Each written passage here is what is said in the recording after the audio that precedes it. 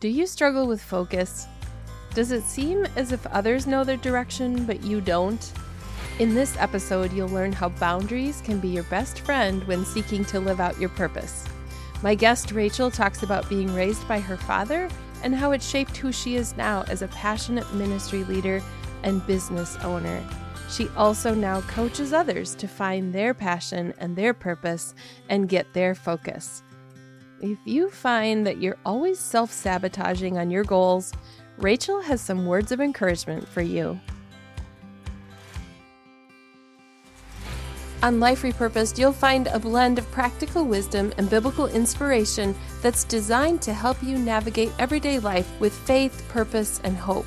We focus on personal and spiritual growth with a range of topics from improving your relationships and discovering your purpose to setting and achieving goals, plus tools and resources to help you live your repurposed life.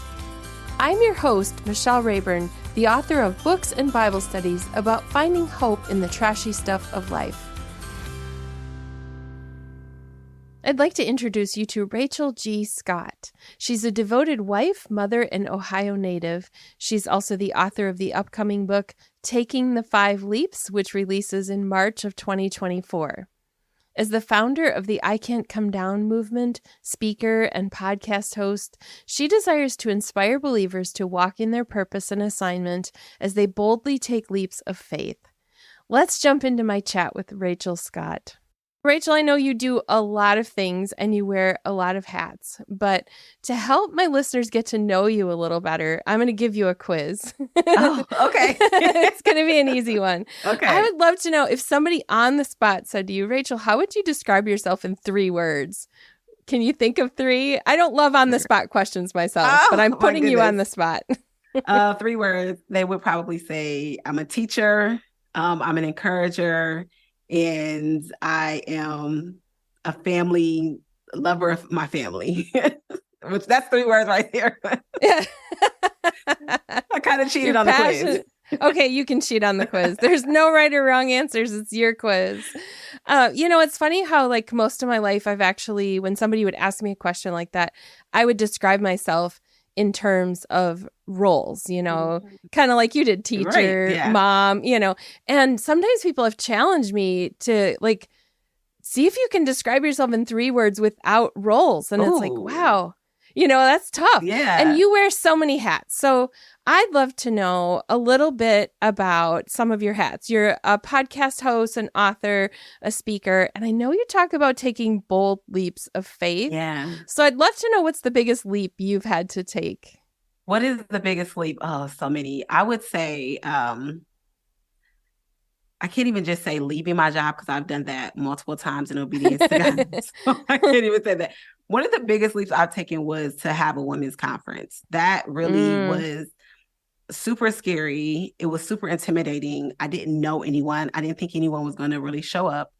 And it turned out to be a huge blessing in so many ways. It really catapulted the ministry that I have right now. Tell us a little bit more about the ministry you have right now. So the ministry that I have is called I Can't Come Down. And it is based out of the book of Nehemiah when he's talking to his enemies and the people that are against him. And the message version says, I'm working on something great and I can't come down. And that just became almost like a life scripture, a life mantra for me, that no matter what's going on, remembering why I'm doing the work that I'm doing. And when life happens, because I always say life is going to keep on living. Okay. Yeah. So when that happens, just realizing that I am on the wall, I am doing the work of God. I can't come down for every little thing that comes up or that attempts to derail me or to distract me from the work that God has called me to do. So that is a small story of the ministry. How do you make those decisions like that? Because I have people at church ask me to do things and I've had to say no a lot because God has called me to be a writer and a speaker. Your family has needs. So how do you make those decisions about this one's worth coming down for? Right. Oh, that's so good. That's the thing, is that you don't come down at all. So anything that I do has to align with what God has called me to do. If it's making me feel like I have to come up the wall, then it's not meant for me to do. Wow. So it's that assessment and that awareness and the boundaries that I set around just life and honoring the limited time that we have here on earth. What is it that I want to be known for? How can I make God's name great? Not for me. I could listen, the way that I am, I'm like, people don't even need to know my name. You could say, I have an anonymous guest on here, and I care so much more about the message that God has than anything else. So, and I know I only have a limited time to deliver that, and that's, I can't come off the wall to do other things that are not in alignment with that. Have you always been really good about boundaries, or is that something you had to cultivate? Yes, even as a younger girl, I always paid attention to, let me put it this way. I went to bed at 9 o'clock when I was young, and all of my friends would make fun of me because I'm a teenager now, right? And they're like, what teenager goes to bed? They're like, don't call Rachel after 9 because she's going to be asleep, right? So I was always just really good about just setting those boundaries for what I knew, because I didn't want to be tired. I knew how it felt to be extremely tired the next morning. I didn't like it. So here's a boundary. Don't worry about calling me after 9 unless it's an emergency. So I do think that I'm not perfect at it. There are areas where I've had to work hard for those boundaries, period. Like, I'm like, even now, I put my cell phone in the office because I would be in the bed scrolling, not being productive. And I was frustrated with myself. So I put a boundary up, but it took me some years to do that. But I'm really good at recognizing when I need to have a boundary. I love that. So I'm a fairly disciplined person as well. And I find that other people compare. You've probably found that. So there are some people maybe listening in. Maybe there's somebody here with us who's saying, well, that's good for you, Rachel, but I don't have that personality. And I know you're a coach too. So what do you say to people like that? I would just encourage them to really determine what is most important, because we become so accustomed to being responsive and reactive to things as opposed to being completely present in the moment and recognizing, like, this is, in order for me to get to this point, I need to do that. So when we look at our goals and we look at the things that we want to accomplish, we don't want to, what I like to call, self-sabotage. I have a teenager, and I'm often reminding him, do not self-sabotage. Like, do not set yourself up for failure. Yes. But we tend to do that because we say, well, I'm not that kind of person. There's a lot of areas of my life where I'm not that, but I know that it would work for me to become that. So I have to do the extra work. I didn't wake up and I wasn't a writer. That's probably the biggest thing. I was not at all a writer. I never thought I would be a writer. I never saw myself writing books. I struggled with grammar, punctuation, everything. I've got to have an editor. Okay. So I can say I am not that. However, when I realized I was being called to write, I did one of the 3 things I always tell people to do. I went to a conference, I found a coach, and I found a community. And I believe those 3 things are key to everything. So we no longer then have that same excuse, because when you get into those spaces, they help you establish what you're not. That is gold, Rachel, because anybody, like you said, there's no excuses. Anybody can find a framework that works with their personality. My husband self-admits that ADD is just part of his makeup. And so he has had to figure out within that, how does he have the freedom to jump from thing to thing? Because that's part of what delights him. Right. But then also, how does he make it productive so that he can have a job and all those things? Yeah. So oftentimes with our goals, we do self-sabotage. I find myself in the mornings, I'm like, where did that morning go? I could have used that in such a productive way. Yes, 100%. Like, and I've had to, even for me, social media is self-sabotage a lot of times, because I'll look up, and when my kids go to school, I have 5 to 6 hours, and those hours go by like that. Yeah. If I am not intentional with that time and I decide I'm just going to lollygag, and, I will look up, and then I'm frustrated. And then when they get home, I'm working on work I could have done. I'm not fully present. And then it becomes this vicious cycle. Oh, I'm not doing what I need to do. I should have, it's like, no, let's just use our time wisely. Let's put in the principles that we know work for us and apply them. So you really tie in this idea of I can't come down along with taking leaps, which is kind of fun because it's almost like leaps sound very different from staying on the wall. Right. So let's talk about that, because we can take bold leaps. Yeah. But that doesn't mean we're leaping off the wall, right? Right. So here's the thing. I had the I Can't Come Down movement for several years, and everyone was excited. Like, yes, this is awesome. I want the t-shirt, I want the mug, I want the pen. Like, yes, I can't come down. But then I noticed that people they didn't have to come down because they were kind of already on the ground because they weren't up on the wall doing the work. Like, so why aren't they up doing the work? And that's when I believe God just showed me, like, they're afraid to take the leap. And so there's this core area that I was missing for the people who are not taking that leap out of fear, out of just like fear of lack of security, or they don't feel qualified to do it, or, they don't have the time they believe, or just the season of life there, and they feel like they don't know what to do or how to do it. I can't expect them to say I'm walking in my purpose and assignment with focus when they're not. That's just not the reality of it. But they can, though.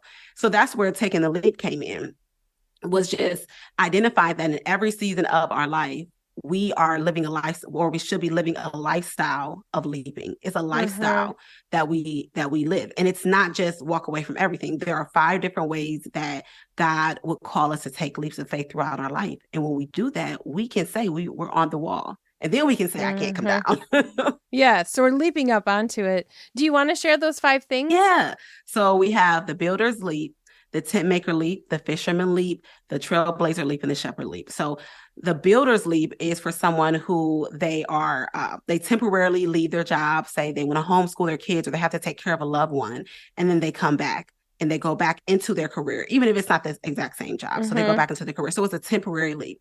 The tent maker leap is someone who they're working full time, but maybe they're a pastor, or they have a ministry or a business, or they're writing a book on the side. So they're not leaving completely, but yet they're still fulfilling their calling on the side as well. That's still a leap of faith because it still takes a lot of time, effort, energy, all of those things. The fisherman leap is for the person who completely leaves their job or completely leaves a career and goes into something that God is calling them to do. The shepherd leap is for the person who they move to a new location. So they relocate, whether it's to a different city, whether it is to a different state, another country, and that's because they are feeling God calling them to do that. And then the trailblazer leap is the person who has done all of those other leaps, and really they're supposed to become a mentor at that point, to encourage those that haven't done them or that are in the midst of a leap, how to go about leaping. I think I've done almost all of those leaps. See, you would be a trailblazer. Almost. I think I intended when I left my job as a registered nurse to go back to it. I was going to stay home with the kids for a while, and I never did go back to it. God took me in a whole different direction. And my husband had to relocate for his job. And so everything started over when we did that. So that wasn't really my leap, but you know how it is when your spouse takes one. Yeah, it was yours too, yeah. You go with. It counts. Yeah. And then I am a tent maker as well, because right now I help other authors with their editing and their design on their books, while I also write and speak and those things, but they are very tied together. So I love that particular part became, I can be a tent maker, but I can also be doing the same things I'm passionate about. Yes. Yep. So it's fun when because otherwise some people have jobs where they're just punching the clock and can't wait for the end of that 8-hour day. Right. Yes, I agree. Okay, so those are the different leaps, and you have a book coming out in March where you talk about those very specifically. So when I get to the part at the end of the episode, listener, where I say there's links in the show notes, you're going to want to sign up for Rachel's list. Yes. Because then when that book comes out, you're going to learn a lot more about those. And Rachel talks about leaps on her podcast too. So, so I always promote other podcasters, because if you're listening to this podcast, you're probably going to want to listen to Rachel's as well. Yeah. So I'd love to rewind a little bit, Rachel, and go back to childhood, because all of us, when we come to a place where we're coaching others, we're mentoring, it's founded on something. It's founded on, we didn't just get here. So I'd love to know a little bit. I know the listener doesn't know this, but you told me ahead of time that you were raised by your dad. Yeah. So I'd love to know a little bit about how that has shaped this ministry you have now. It's so amazing, because you never know how your future will look in the present. You have no idea. So my parents, when they got divorced, my mom decided to keep us with my dad. And then my sister ended up moving in with her. And so I stayed with my dad. So I always say I was an only child, but I had siblings. And a lot of times I kind of struggle between the two. I'm like, oh, okay, yeah, I do have siblings, but I still have that only child, like I could just be to myself kind of thing. Yeah. So, you know, at the time, it was just like I felt so ill-equipped, especially once I started having kids, because my mom was around, but not really. So some of those key things that you would learn from a mother, I didn't necessarily learn. However, God did place mother figures in my life. I had a really amazing godmother. Essentially, I had a whole God family. So I got to see the way things operated with the mother in the home. Some of my friends just had really great mothers that took me under their wings. My older sister, my oldest, well, no, my older sister, she just really stepped in and, you know, just made sure I had so much of what I needed, as well as my dad. But when God called me to a women's ministry, I just felt like I didn't have a mom around to really help me. You know what I'm saying? Like me, Yeah. like I could so see myself encouraging men more because and I had a lot of male figures that were in my life. I had my godfather, I had my dad, I had so many others. And, you know, once I had children, that's really where I struggled at, because I'm like, well, when I was around 8 or 9 is when my parents got divorced and my mother left. So when my kids, especially my daughter, not so much my son, when my first daughter turned that age, I'm like, what does a 9-year-old do with a mother? Like, what should I be doing? Am I supposed to be taking her to get nails? And, you know, I would cry because I'm Right. like, I feel like I'm not doing what the other mothers are doing, but they probably had someone to show them. And, you know, just that internal struggle that I'm like, am I going to mess up? Like, I have no clue what this is supposed to look like. And I mean, that was a process for me. I definitely can't say I did it perfectly, if there is a perfect parenting perspective on that. But then when I felt led to that, you know, I didn't feel qualified, but God constantly showed me the nurturing and the motherliness that I had within myself, because he continued to bring women to me. And I had this wisdom that I didn't understand because I didn't have the experience to have that wisdom, but yet I still had it. Right. And Yeah. I mean, the wisdom that comes from above is like none other. I mean, even when you compare it to an experience, the wisdom, someone can experience something and it doesn't mean they walked away with wisdom from that experience, right? But Right. when we get wisdom from above, it just carries so much further. And I truly believe that the wisdom of God is what has allowed me to be able to pour into other women, to be able to help them walk this journey of motherhood or being a wife, or, you know, just trying to navigate what does it look like for me to walk in the purpose and the assignment God has given me while still having children and, you know, just all of those things. So I don't think I was the ideal candidate. I don't, but, you know, he chose me nonetheless. I love that God doesn't choose ideal He candidates, doesn't. because then it makes us trust in him on the whole process. Yes, absolutely. So, being raised by your dad, then, do you feel like you had a different level of responsibility than some of your friends, or was it about the same? No, I feel like I definitely had more. Everyone would say, Richard, you're so mature for your age. You're so mature for your age. And now that I'm older, I realize, yeah, I didn't want to have to be that mature. You know, I wanted to be a normal kid at that age. But the good thing was that it was normal for what it was. You know, I look back at those years, and I think I needed to be raised by my dad. My mother had like a lot of mental illnesses that she was struggling with, and she just wasn't in the position to be able to raise me. And then God knew what he had called me to. My dad, on the other hand, I mean, he's much older. I mean, my dad right now is is almost 80, I think. He's almost 80. So he had been raising kids for a long time. You know, and so I'm the baby of the family. I'm the youngest. And, you know, he was a strong prayer. I mean, he's a strong prayer, just intercession in his word. I needed to see that because I was being called to ministry. I had a conversation with a friend a couple months back, and we were just talking about, she said, you know, she grew up and this entrepreneurial thing is just so natural to her because that's what her parents did. So she always saw them as entrepreneurs. And I'm like, you know, it's interesting because my mom, before everything happened, she used to have a ministry, and it was for abused women and children. So we would get in the car at times, ride with her. You know, she would go pick up people in the middle of the night that were in domestic violence situations. And so ministry is what was in me. But I didn't know, I didn't recognize that. But I always say, when I grow up, I'm going to be a minister. You know, I didn't know. I was like, I don't know if I'm supposed to be a missionary, but I think I want to be a minister, not fully knowing what that meant. Sure. But I just knew I wanted to do something along that lines. However, she wasn't able to show me how that looked. My dad, he was able to. He was able to help cultivate the relationship with God that I would need for the work he called me to do. And I believe that's why I was still there. Because of course, when my sister left, I'm like, well, I want to go be with my mom too. And I did go for a little bit. That didn't work out because I needed what my dad had. So it was a blessing in disguise. Did you have any times in your life where you felt like God was far away from you? Honestly, no. I would say no. That's there are struggles that I had. That wasn't one. I always felt like he saw me, he heard me. I just didn't know what he was doing. There was a lot of times I didn't. Yeah. I'm like, what is happening right now? I felt there were times where I was hurt, but I never really struggled with like blaming God for the hurt. I more so recognized that this is just people's individual decisions. I don't know how I knew that. There's so much I don't know how I knew at such a young age. Yeah. I always felt like God was close to me as well. And how I describe it is that what's changed is my perception of God. I thought of him in a way like he was always with me, but he was looking for me to mess up, but yet I knew he was there. So I had that comfort. It's kind of like as if he were a more stern father than what he really is. Yeah. And now my perception of him has changed, which then changes who I am today.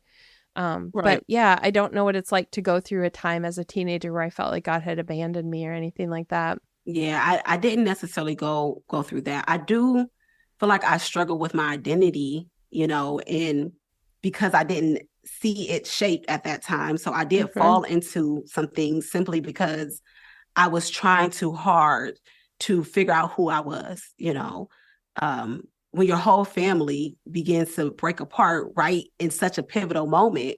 Yeah. And then I was a sounding board for my dad. And, I'm watching him as he's hurt. I'm trying to support my mom because everyone else is mad at her, and I'm like, well, I don't want to be mad at her. So I had to put that on so much. So I did have a moment where I just kind of was like, I didn't get to be a kid. So it's so important to me for my kids. I'm like, no, you're going to get to be a kid. Nope, you're not doing that because you're a kid.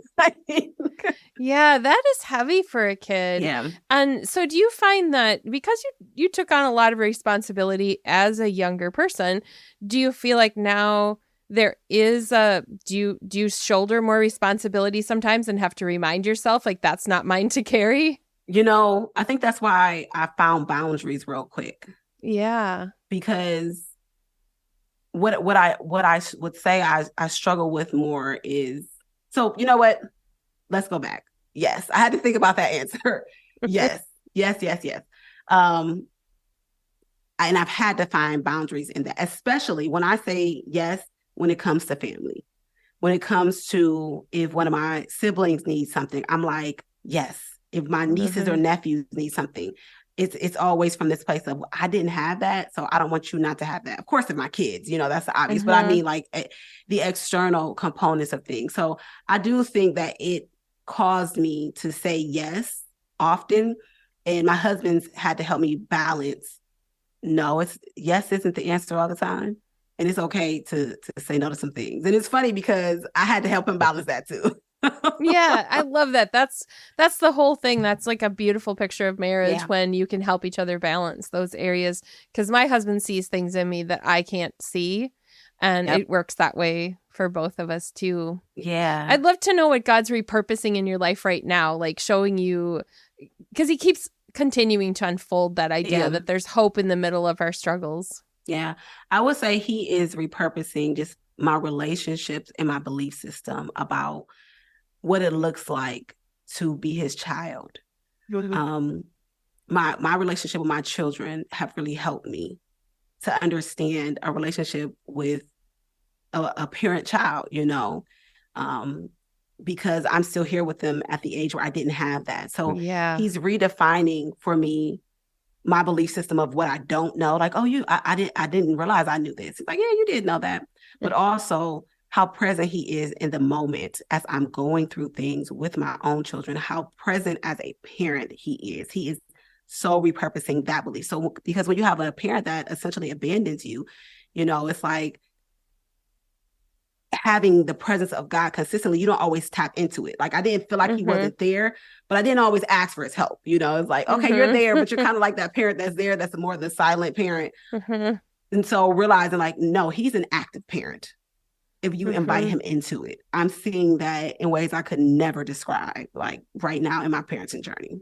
I've met people who has the parenting journey is like a pivotal thing because it does, like, you look at your kids at those different ages and stages and you wonder, what would I have wanted somebody to do differently and what can I do now to do differently? So it is beautiful to be able to change that, like break that pattern and provide something different. Yes, absolutely. What are you most passionate about in your ministry to women? Because I know you wear a lot of hats and you're in marketing. You have, is it a master's in business? Yes. Yes. So, I mean, it seems logical that you would be like, your area would be most passionate about business. And then you talk about ministry and like, oh, so how does this blend? Because I love it. Well, of course, I do have the brand agency. So that's the business part of things. But I would say I'm most passionate and have always been when I talk to someone and they're like, you know, I've always helped other people, you know, I haven't, and that's just me. And, you know, I just believe that's all that I'm called to, or I don't know what I'm supposed to be doing next in life. My passion is to help them figure it out. Like I am that person where I don't want you stuck where you're at. I want you to make progress, not just talk about it, but actually make progress in the things that God has called you to do. I want you to understand my biggest secondary mantra, but kind of primary, is that obedience to God is a non-negotiable. So it's not this idea of being completely comfortable. Okay. A lot of stuff I do, I am not comfortable. I'm like, listen, there is somebody more qualified and more comfortable with what you're asking right now. Okay? But I do it completely out of obedience and recognizing that my yes is a blessing to someone else. The overflow of what God does in my life is never really just to benefit me. It is really to be a blessing unto other people, whether it's the words that I write, whether it's the conversations I have, whether it is, you know, the places I go speak, whether it is financially. When he blesses me, I'm able to be a blessing to my children, to their children. It's always an overflow blessing. But we first have to step into what he's called us to do for the blessings to be poured upon us.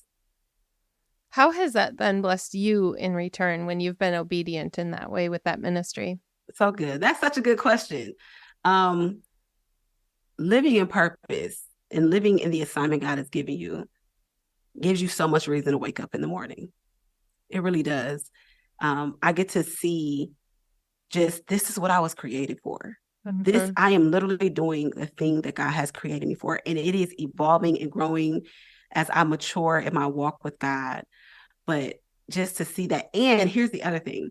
I see how much me doing what I'm supposed to do encourages so many other people to do what they've been called to do, because I'm just an ordinary average person. There's nothing spectacular about me. And they're like, well, there's a lot of spectacular things about you, Rachel.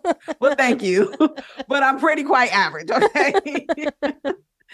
And when they see, you know, the things that God's doing in my life out of the obedience, it's just a blessing. The other day, my son, we were having a conversation because he's a teenager. I'm gonna just say that. And I just like to just put it out there and just like, wherever you want to run with it, go with it. He's a teenager. And I was like, what do you want to do with your life? Now, this is my son who's very athletic and he plays and he wants to do this. He was like, I want to be a speaker and I want to travel. And it shocked me. I was like, huh? And essentially what he was saying was like, Mom, I want to do what you do. I want to do interviews. And I was just like, and I was like having a teary-eyed moment. I'm like, so you're watching? You know, like I understand they're watching, but I'm like, you want to do what I do? And so I recognize in that moment that it's not just about me. You know, one more story and take it, keep it, whatever you want to do with it. But my youngest daughter, I sing as well, but I don't sing all the time. Like I'll sing in the praise team. I always say I got to have the anointing on my voice, because other than that, like I gotta, that's what I gotta have. But my youngest daughter, I didn't know that she sang. So one day she kept asking me to sing like Jesus Loves Me or something every night before we would go to bed. And I'm like, why does she keep asking me this? And this is when I was kind of just dealing with challenges with singing, because a lot of the singing for me had been connected. I started singing when my parents got divorced. And then I became like a minister of music at a church around my first marriage, which was it was not a good marriage at all. Mm. And so it was always connected to pain. It was always connected to struggle. So once my husband and I got married, I was like, "Ooh, well, this is totally different. I don't need that anymore." So God had revealed to me, like, listen, you connected worship and praise to pain. I need you to understand it is connected to my glory and my goodness. So he used my youngest daughter, and she hadn't heard me sing like that. She kept asking me, and I'm like, what is this about? And that was a revelation God gave me. Lo and behold, she's 11 years old now. This was probably when she was about 3 or 4. Most beautiful voice. And at that age, I didn't know, and so I joined the praise team again because I was like, I want her to get over her fear of singing on the stage. Mm-hmm. And so she would sing on the stage with me. And so that, just even in that moment, God showed me, like, it's never just for you. Healing is never just for you. Breakthrough is never just for you. It is so for other people, whether it's in the home, outside the home, your grandchildren, it's always for that. So I don't even remember what the question was, but I think I typed it. Oh, no, that's actually was about how your ministry has blessed you in return. So okay, there you go. Exactly it. And actually, I was blessed by your answer because that is a good reminder that obedience isn't just for us. Yeah. It's for the other people. And, some people's, I talk about dreams and goals, and sometimes people think it has to be ginormous because I'm an author. So I often talk about writing books. So not everyone's going to write a book. Not everyone's going to speak on a stage. So what might be a big leap for me is a whole different thing for somebody else. Yes, I agree. For some people, it's as simple as making a phone call to someone who you haven't talked to. Maybe there was some tension there, but yet God is calling you to do that. That's a big leap. Yes. I've had to do one of those too. So it's a leap in lifestyle. Yeah. And those open up doors then, because I found that those things that I've avoided have been things that have kept me from doing the things that God has called me to do. Some of that's walking away from, relationships. Maybe for us, it was leaving a church with people we loved, but we just knew God was calling us to a different place. And some of those are hard steps. Yes. What you said. I know that you coach people, and you also have a lot of materials on your website, ican'tcomedown.com. I'll link to that in the show notes, listener, if you don't catch it there, because when I speak, I can't come down sounds very fast when I'm saying it. But or they can do RachelGScott.com, one or the other. Yes, I will definitely link to both of those because you have resources on both. But you have a Focus IQ quiz, and that kind of ties into what we've been talking about here. So tell us a little bit about that quiz and how that can be a next step for somebody. Yeah. So a lot of times we need to figure out why we're not doing the thing. So similar to taking the leap, what's the next thing that we need in order to get focused? Focus is an important part of anything. So the goal of it is to identify, do you need clarity? Do you need direction? Or do you simply just need to take action and take that leap? So that's really what the quiz will let you know, is which one of those things you need to do and how can you practically do that? Which is the one that you think people struggle with the most of those three? So having this quiz out for so long, what I've seen is most people struggle with direction. Okay. That is probably 60 to 70% of the answer. So I'm going to pull that up because I took the quiz and that was my result. So I'm not going to give away all the steps on here, but you talk about decisions, making that decision. Is that do people struggle with just deciding to take the next step? They struggle with deciding to take the next step, but also deciding if they're going to do it. Because it's usually a sacrifice involved. It's a sacrifice of will, my will versus God's will. So that decision of what am I going to have to sacrifice? And here's the other reason, because we make up scenarios in our mind. If I do this, then this, and this is going to happen. We have no clue, and we tend to go with the worst case scenario rather than the best case scenario. I also tend to think that if I'm following God's direction, I'm not going to have any problems along the way. And I have to keep reminding myself that difficulties that come with that obedience are not signs I should quit. Yes. I talk about that in the book, actually. Yeah, it doesn't mean that it's going to be easy, smooth, but also not following God's direction is not easy or smooth, Right. But it gets us to the other side where the pastures are much greener, which is what we want. Mm-hmm. Some of the steps I've taken along the way weren't my favorite parts, but they actually shaped me into who I am now. So even though they weren't tied to my current passion, like it doesn't seem obvious that they were tied, I can look back and see that they were. Even back when my kids were at home and I just wanted to get out of the house for a while, and I started selling rubber stamps. It's like I would go to people's homes and put on parties and we'd make cards. And it was just like, later I looked at it going, why did I do that? Because net gain from it wasn't like a big benefit financially to our family. But it was before I had started speaking in front of audiences. And I realized that those once a week parties that I was doing was getting me used to just leaving the house and standing in front of a group of women on a small scale. And I didn't see it then. Yeah. I just knew God was nudging me towards speaking, but I had no idea that that was connected to it. It's funny because that's what happened for me with teaching. So I went into teaching because I knew, I was like, I want to be a speaker. And if I can stand in front of a group of teenage kids with all the sorts of faces they can make, it'll be easy to stand in front of adults who know how to fix their face, right? So if they don't like something, they still know how to look normal in the midst of it. And so I did teaching for years so that I could prepare myself to be a speaker.